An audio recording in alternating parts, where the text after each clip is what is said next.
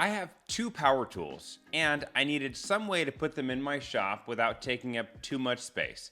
So I decided to build this. My shop is in a one-car garage space, which I realize is bigger than a lot of people's shops. Even so, I need to come up with ways to make the most of the space that I have. Now, this build starts out like your normal everyday shop cart. I'm using pocket hole screws and glue to attach the bottom to the sides. It will have a shelf and a drawer for storage and a tabletop. And it is customary for a small shopper like myself to put everything on lockable casters.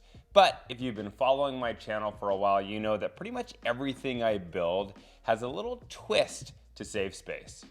I'm attaching this shelf the same way I attached the bottom piece, with 5 pocket hole screws on each side. This opening is where the lone drawer will be, but it'll be plenty of storage for what we need.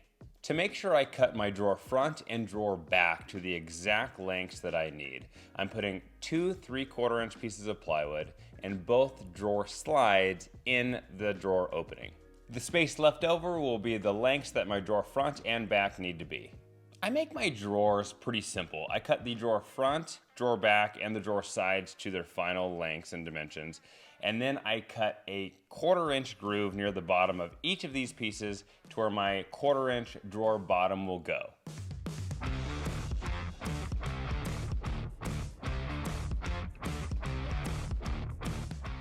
I always dry fit my drawer boxes first, just to see if I need to make any final adjustments before I put this together permanently with glue and screws.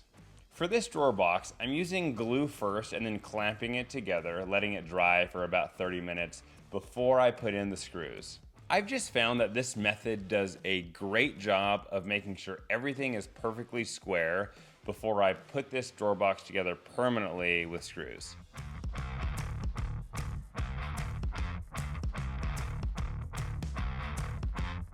No build of mine is complete without at least a few mistakes, and this project is no exception. What I should have done is recess the screws for the drawer box, but since I'm a silly goose, I did not, and when I put in the screws, it split the plywood just a little bit. Here I'm just attaching some drawer slides to the drawer box and then to the cabinet, and if you want a more detailed step-by-step guide on how I did this, I'll put a link in the description to another video that I made on attaching drawer slides. I made a pretty significant career shift recently, which I'll go into in detail in a future video, but this means I'll be spending a lot more time woodworking and creating content for you.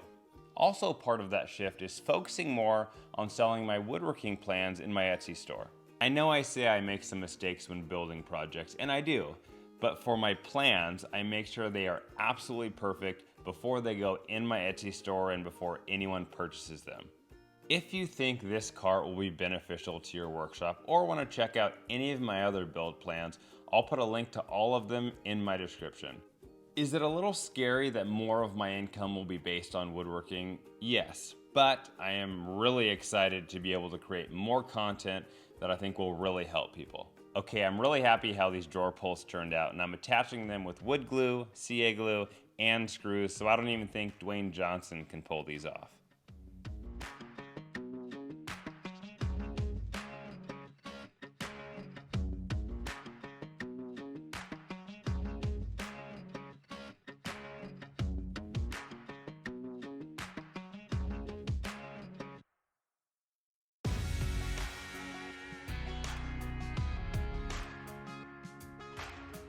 Okay, now we're getting to some really fun parts. Attaching the tabletop.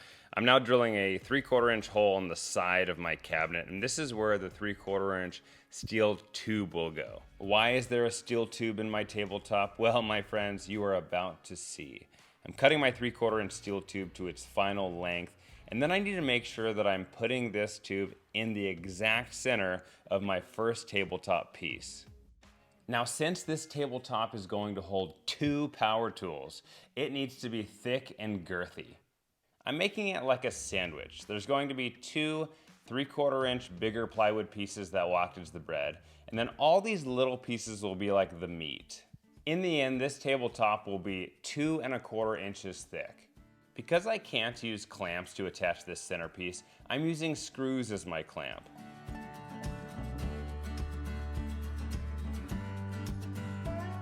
Once the glue dries, I'll take the screws out, and because these pieces will be hidden, no one will even know these holes are there.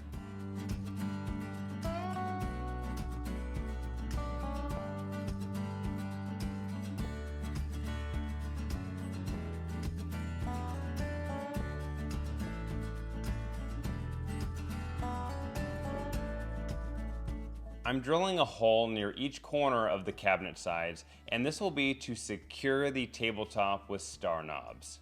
Because I'm just one lone man in my shop, I'm using my drawer to help me attach my tabletop. I worked really hard to make sure everything lined up perfectly, so putting the steel tube through the cabinet sides and the tabletop wasn't too tough.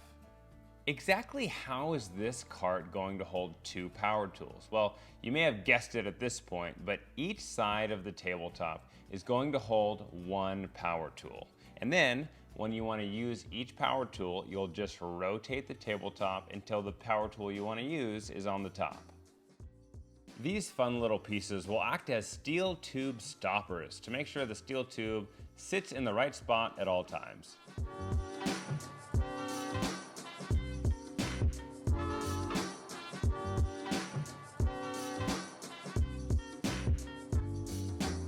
The two tools that will call this cart home are my rigid oscillating spindle / belt sander and my DeWalt 735 planer. Now this cart is really cool for a number of reasons, and I'm super excited to have it in my shop.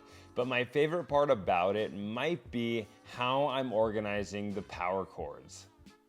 I got these robe hooks at the home center, and I'm attaching 2 to each side of the tabletop, and I'll be able to wrap my cords neatly around them.